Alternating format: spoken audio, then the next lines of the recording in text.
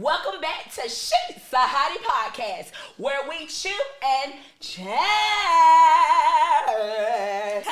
Cousin, welcome back to She's a Hottie. She's a Hottie. Where they at? Where they at? We will actually live. Yeah. When you had a long day, no time to play. Wanna kick back and relax and see what I gotta say. Go Ashley. Yeah. She's a hottie. Yeah. You in the place to be. Peep the vibe with my guests as we talk and eat. Go Ashley. Yeah. She's a hottie. Yeah. Now She's a Hottie is the place where we voice our opinion and still feel safe. Ain't no fake tea. We push it right here. I'm just trying to be a millionaire. We gon' chew. We gon' chat. We gon' learn. How about that? We gon' learn how to be wealthy, eating, cooking healthy with Ashley. Go. She's a hottie. Get it, girl. Yes. So today, you guys, I'm so excited. We have a very, very, very special guest, you guys. She is the first to co-anchor the morning show on WCTV News. She's an executive producer. She's an executive director of community and media relations for Leon County Sheriff's Office. Mm-hmm. She is a pioneer. She's a college professor, and she's a mother and so many other things, not to mention an author. Give it up for Shonda Knight. Thank you so much. Yes, absolutely. I'm so excited about this interview because I've admired you for a really long time. Aww. You definitely are a staple here in Tallahassee. And we just love you. So thank you for doing this interview for me today. Listen, thank you so much for having me. And can I just say how much I love your energy? Like, if I had that energy, I would probably still be on TV if I still had that kind of energy. Well, you did an amazing job while you was doing it. Thank you. So, you guys, we also want to give a shout out to Cooking Healthy with Ashley that sponsored the summertime chicken salad, you guys. We're going to do a thumbnail so you can just kind of hold your plate. So delicious. Look at that. Hold on to the chicken salad here, and we could probably kind of do a little picture. 1, 2, 3. Okay, we can do it again. 1, 2, 3. All right. This looks so delicious. It smells delicious. Ooh. You can smell all the spices. Yes. So, y'all, we're going to get into it because we got to see what she thinks. Oh, my God. Okay, so what's the chicken salad called? Do you have a special name for it? It's the summertime chicken salad. Summertime chicken salad. Summertime. Hey. Okay, so we can taste now? Yes. Oh, my gosh. I love the layers to it. And, I can see the crunchiness, too. Mm-hmm. Okay. All right, here we go. Oh my goodness. That is so good. All the flavor. Thank you. And listen, I am a critic when it comes to chicken salad. Okay. So I'm a chicken salad person, and that is so good. I'm so glad because Are those? What am I tasting? Are the cranberries? So, you guys, we have skinless, boneless chicken thighs that we season really good. Put in the air fryer. You want to shred your chicken thighs, you guys. After that, we added like a little Greek yogurt, avocado mayo, sweet pickle relish, you guys. Dried cranberries is that sweetness that you're tasting. And then chopped pecans for that crunch, you guys. Perfect for the summer. You got the savory and the sweet, but it plays so well together. That's so good, Ashley. Oh, thank you so much. And you got some aluminum foil in the bag? For sure. We gonna make sure we hook you up. For sure. So when I was getting ready to decide on the meal for you today, I was like, I know she said no seafood. Right. No seafood. Then I was like, it's Tuesday, which the show will be coming out Tuesday. And I was like, it's Tuesday, so let's do Taco Tuesday, like a chicken quesadilla. Yeah. But then I said, no, I'm gonna do a chicken salad. And I love chicken salad. And then my ginger ale too. Like, you got me down pat. Okay, so today I feel like your story would just inspire so many girls, not only Black or brown girls, but just all girls, you know, in so many areas and everything you've done. So I want to get into who was Shonda Knight as a kid. Oh my gosh. My best friend's in the room, so she could probably tell that story better than me. But you know, I think my personality today is just as it was when I was a little girl. I tell people all the time, they're like, well, how did you get started in news? And I tell people, for second grade career fair, I came dressed as a news anchor. Get out. I did. I knew that long. And you know, growing up as a kid, we had a huge family, and there was always something to celebrate, right? So the baby showers, I would be the person saying, and this gift is from such and such, hostess with the mostest. So, you know, as a kid, I was always that. But also as a kid, I lacked self-confidence. So it's you think those two things wouldn't go together, you know, hostess with the mostest. But, you know, I was, my cousins and my siblings still tease me to the day because I cried a lot. I was kind of that kid because I had to grow into my own. But I always liked, you know, being around people, talking with people, but there was a lack of self-confidence there. Wow. Okay. So throughout your childhood, did you have anybody who was there, like, giving you that confidence, pouring into you, like that person you can remember or think of that was just always so supportive and made you feel great? There were several people, but I can tell you that a lot, you know, I have a strong family, right? A very deep-rooted family. We spend a lot of time together. But I've had some really instrumental teachers who really poured into me, saw things into me that I didn't see in myself, and said, no, we're going to take you to another level. No, you're going to do this. And it has been instrumental in developing me into who I am today. Oh, wow. Yeah. Awesome. So, journalism. You went to FAM for journalism. I'm a rattler, indeed.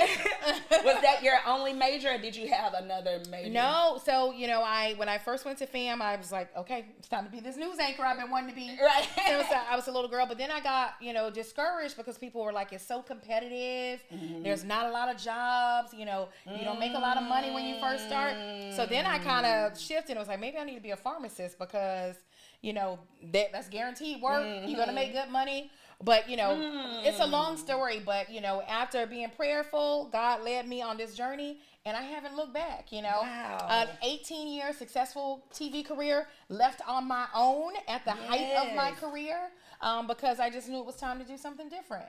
Yes. So let's get into that. Yes.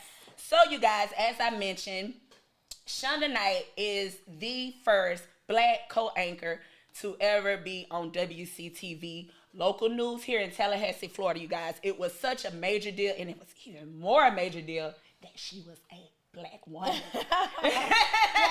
So the morning shows at WCTV, you know, I grew up watching Art Myers and Anna Johnson. Yeah, for sure. So then to have full circle and be sitting next to Art Myers and be the first on morning TV at WCTV, it was a blessing. Did you realize you was about to embark on history? Not at all. And actually, there was no big deal made about it. I didn't even know that I was the first until several years into it. And someone was wanting to interview me or do something, an award or something, and they wrote it in there. And I was like, I actually had to go and ask the news director. I was like, they wrote this in here, but am I really the first to anchor the morning show? And he was like, yes. So, no, it was not a big historical moment at all. Wow. You know, because there were the Carmen Cummings before me and all of those, you know, who really were trailblazers. And Gail Andrews, who paved the way. But for morning TV, you know, and on the major channel in Tallahassee, it was very different to turn it on and see a sister first thing in the morning. You know? So going through that and not knowing that was history that you were making, did you go through a lot of like anger or people being upset with you because you were so different from what they were used to seeing? Honestly, no. I did not face, you know, much backlash at all. And again, I think it's because I'm living in my purpose. Come on now. And when you live in your purpose and you know your walk is anointed, you don't face a lot of that. Not that I didn't have, you know, we all have, you know, people who, you know, want to see you fail or things of that nature. Absolutely. But by and large, I was really embraced. Now, we've had the conversation before the interview about the hair thing. You know, being an African-American woman and we're not, you know, my hair, this is my natural hair, but they wanted the straight look, so that was always a struggle because, you know, having to constantly straighten your hair or you know, conform to the look they wanted you to have, that was always something that was tough for me. And I bucked the system a bit, so. Right. And FYI, you guys, if you looked at the interview prior to this one with Lenitra Bennett, which is an anchor now at WCTV News, yes. she now, we discussed about the twists and the locks, and now where Black women are able to embrace their natural hair and natural looks and stuff. But Shonda Knight was there prior to, and she didn't have the same opportunity to be able to do that. So I'm just so excited to even get into this book, which we're going to get into much, a little later on, just a little later on, but about natural hair. So it's just all a full circle moment to me right now, because not realizing you're making history, not realizing that you just couldn't wear your crown like you would have wanted to then. But now, you're in a place where you can teach the little girls and the youth to feel comfortable in their skin and their hair. Absolutely. And then, like I said, that was the thing for me, because, our hair doesn't want to be straight. We can make it be straight, but it doesn't naturally want that. Absolutely. And so, having to constantly straighten it. I remember sometimes on the weekends, I would just kind of let it go. And I'm like, okay, Monday morning's coming. I got to go and flat iron and do all of that. And so now to turn on the TV and see Lenitra rocking her twist and the other ladies rocking their braids, it is so great to see that the industry's evolved so much. Yes. And I've only been gone for, 7.5 years. And even in that little time, it's become so much more acceptable. Yes. Yeah. You also executive produced. I did. How was that? What's the difference between that and being an anchor? So, I was an anchor. I anchored the morning show, but as executive producer, I was basically the newsroom manager for the mornings. So anytime there was breaking news or there were decisions that had to be made about our coverage, I was the person who was making those decisions. So, telling reporters, this is what you're going to cover, or, we're going to do this format, or just making sure the shows run smoothly. So I was kind of the morning manager. So, it was a blessing. I love my career. I would never do anything different. Yes. I got to do things that I'd never even imagined I would have had a chance to do as a journalist. So. Oh, awesome. Now, being a journalist, you also was a professor at FSU. Yes. So what time frame was that for us, the viewers to know? Yeah, so I was a professor at FSU for 8 years, and that was actually during my time at WCTV. Oh, so I would, anchor the morning show, anchor the noon show, and then leave and go over to FSU and teach future journalists. So now I have students all across the country who are anchors and producers and reporters, and I keep up with them all. One of them actually is a national anchor on a Catholic network. And she called me last week because she just got a huge promotion to be their main anchor for the national network. And they asked her somebody they could interview about her, and she was like, you were the first person I thought about. And I'm like, so it's just a blessing to be able to pour into others in the process. And I only left WCTV when I took the job at the sheriff's office to be the community relations director. And I just thought, this is a new lane. I need to focus completely on that. Yes. And so they told me when I went to turn in my resignation, they said, don't resign, just take a hiatus. So I do one day want to go back and teach more, but I did that for 8 years, and it was very fulfilling. Wow. Yeah. Okay. So how has life been since you've been with the sheriff? Yes. Working for the sheriff's office. Absolutely. So I've been there almost 8 years, which is crazy. Wow. But I came on with Sheriff Walt McNeil when he was elected, our first Black sheriff since Reconstruction. And so it was just a pleasure to join his team, and all the work that we've done actually over the last 8 years to impact our community has been so heartfelt, and just being under his leadership. He is exactly what you see. Yeah. He is real deal. His heart is in the right place. So I've enjoyed being a part of that process and being able to really make a big impact in our community. So being on the ground level of our community and helping our children and making sure they have what they need, it's been life-changing.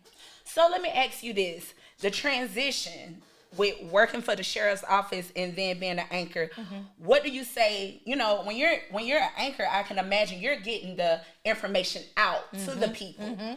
But as, working for the sheriff's office, you're actually the one with doing the information. Work. Yeah. So what's the... And that's it. It's kind of being on the other side of it as an anchor and a reporter. I would call the sheriff's office to say, hey, we need details on this, or what's going on with this, or we heard this is happening. Mm-hmm. And so now I'm the person who gets those calls, and my staff. And so we are the ones who are getting the information out. And one of the things that I love about Sheriff McNeil is right off of the bat, he gave me the freedom to run this department how I wanted to run it, as far as how we communicate with the public. And we have grown our social media following. You know, when we got there, I think they had about 5,500 Facebook followers. We have more than 67,000. Whoa. Now. And we constantly push information out to the public. We are very transparent. If something goes wrong, I want to be the first one to tell you. Oh, because awesome. not only are we going to tell you something went wrong, we're going to tell you what we did to fix it. Come on. And that's what Sheriff McNeil has really done. And so it has been great to be on the other side of it, because I know from a news perspective what information needs to get out to the public, how quickly it needs to get out there, and just being transparent, knowing that we work for the people. Yes. You know, and they need to be informed. So it's been a great transition. Oh my God. So I know, so you're a mother. I am. You have 2 young daughters. Daughter and a son. So my oldest is a son. Okay, yes. Daughter and a son. Okay. And then your daughter, how old is she? She just turned 10, so she's double digits now. What? Crazy. Oh. And so your daughter is the inspiration behind your book. My Omni Locks. My Omni Locks. Yes.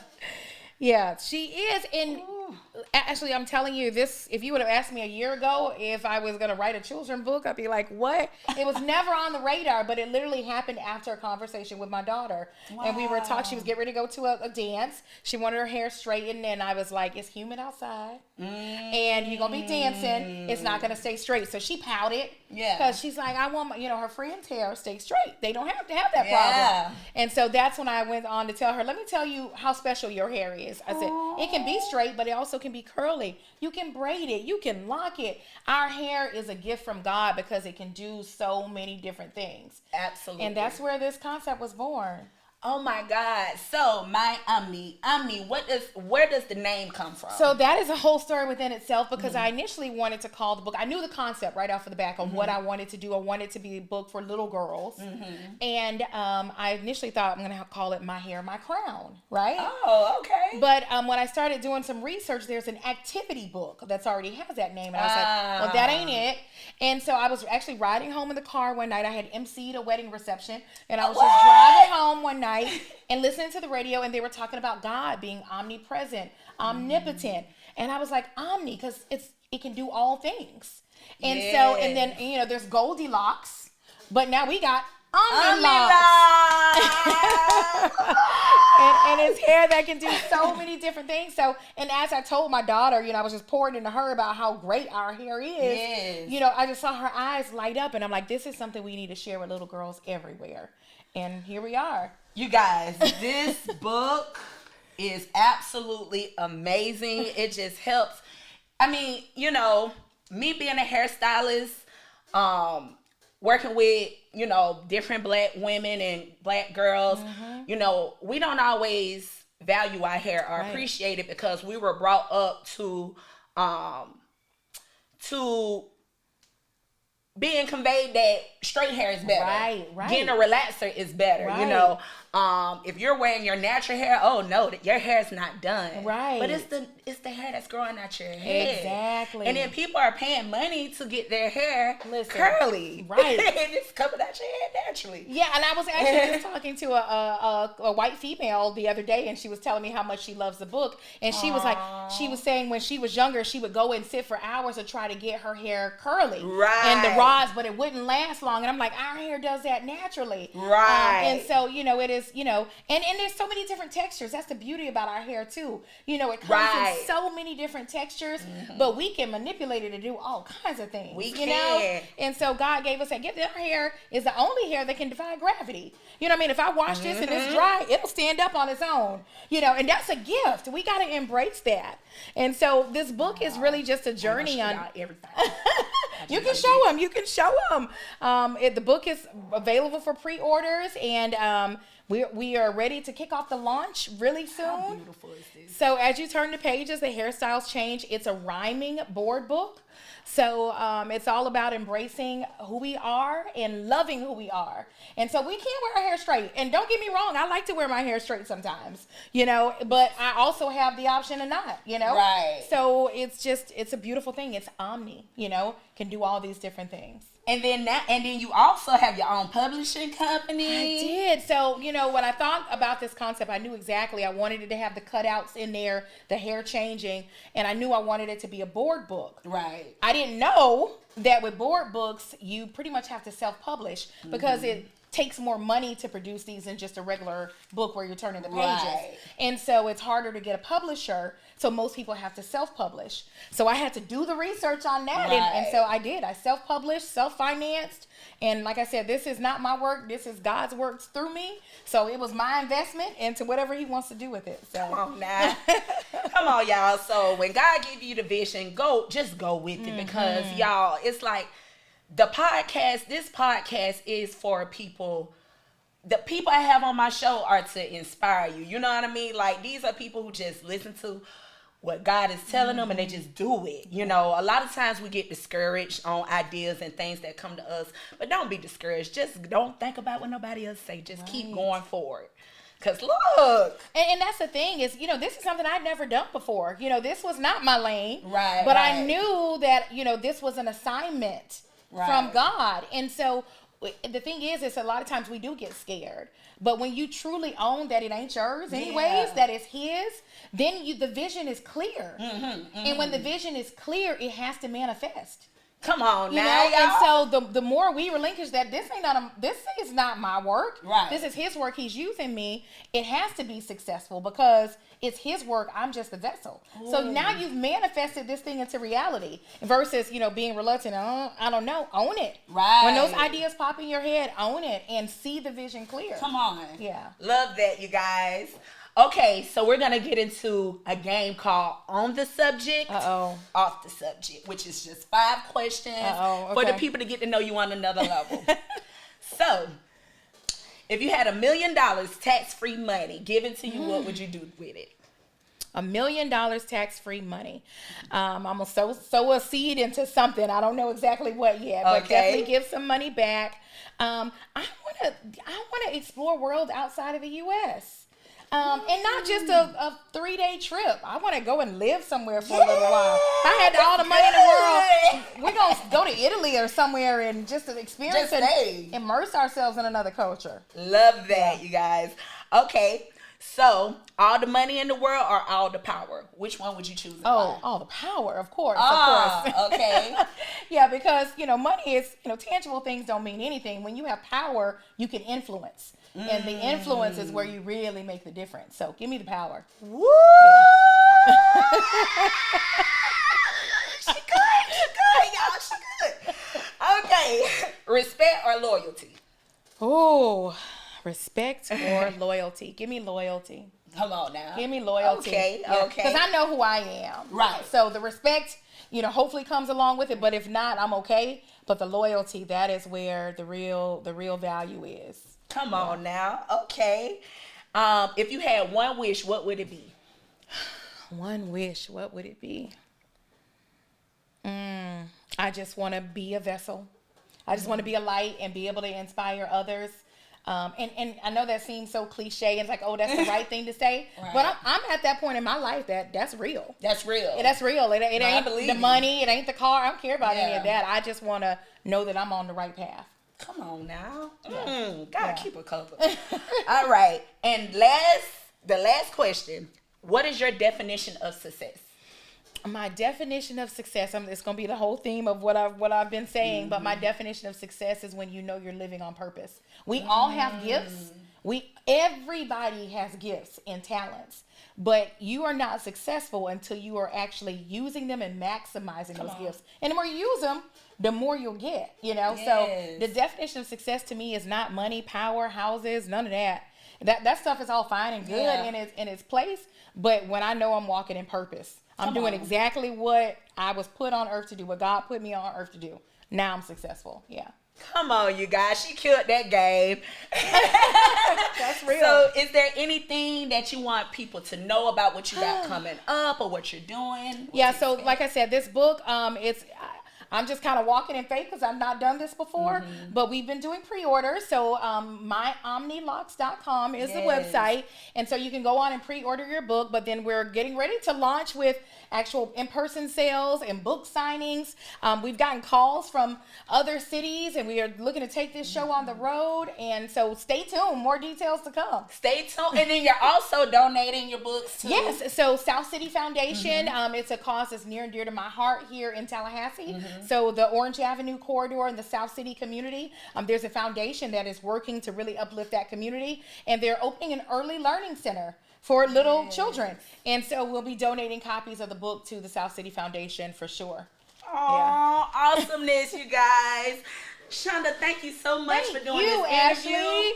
I got you a She's a Hottie t-shirt. Oh my, listen. Am I a Hottie now? You are a Hottie now. Officially a Hottie. Oh, I love it. And then, I love you. Before we wrap up, let me just say something.